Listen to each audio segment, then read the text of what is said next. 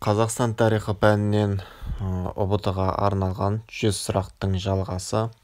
Жеті жарғы бойынша хандықтың ішкі өмірі мен сыртқы саяси өмірдің аса маңызды мәселелерін шешетіндер билер. Қытай қолбасшысы Фу Дешжауа-хой басқарған Қытай әскері қазақ жеріне басып кірген жыл 1757 жыл.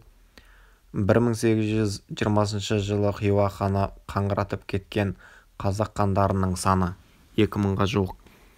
Сібір қазақтарының ережесі бойынша ауыл құралады 50-70 шаңырақтан.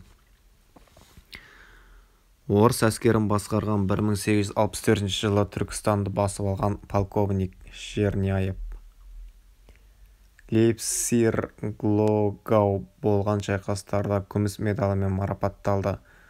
Байбатырұлы. Шоқан Уәлиханов 1865 жылы қайтыс болған жері Тезек Сұлтанның ауылында. Атбасар мыс кендері акционерлік қоғамы жұмысшыларының ереуілі болған жыл 1911 жыл. Империалистік соғыс пен азамат соғысы кезінде Қарағанды көмірін өндіру қысқарды 5 есеге. Қазақ КСР-ның мемлекеттік егемендігі туралы декларациясының қабылданған жылы 1990 жылы 25 қазан. Көкшетау жерінде зерттелген қола дәуірінің қонысы Шағалалы. Құм мемлекетінің саяси күшейген кезі. Біздің заманымыздан бұрын 2 ғасыр, біздің заманымыздан бұрын 1 ғасыр аралығы. Қарахан мемлекеті өздерінің төл ақшаларын шығарған қалалар Самарқан, Үзкент. Қазақстанның оңтүстік шығысындағы шығысқа шығатын керуен жолының негізгі қақпасы Жетісу. Қытай жылнамаларындағы Еспежап қаласы Махмұд Қашқари жазбасындағы атауы Сайрам. Батыс Моңғолия, Алтай, Тарбағатай, Ертістің жоғарғы ағысы бойындағы Қараған Шыңғысханның баласы Үгедей. Қазақ хандығының халқының 100-ге бөлінуі қазақ мемлекеті құрылғаннан кейінгі кезде өз жерін қорғау қажеттілігінен туған деп жазған қазақтың тұңғыш ағартушы ғалымы Шоқан Уәлиханов. 13-15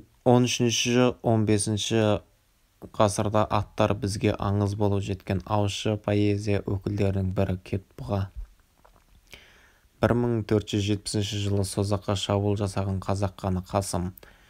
Тәуекелдің Баба Сұлтанмен шайқаста жеңіске жеткен жылы 1582 жылы. Жеті жарғы бойынша құрылтай кеңесіне жіберілмей дауыс беру құқығынан айырылды қарусыз келген адам. Аңырақай шайқасынан кейінгі жеңісте қазақ жасақтары қолайлы жағдайларды пайдалана алмауының негізгі себептері тағы үшін Шыңғыс ұрпақтарының таласуы.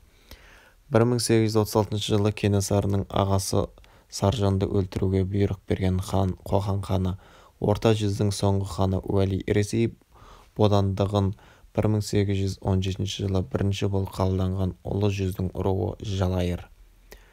Құрметті біздің YouTube арнаның көрермендері, келесі тесттің жалғасын көру үшін біздің YouTube арнаға жазылып қойыңыздар. Келесі шығарылымда кездескенше.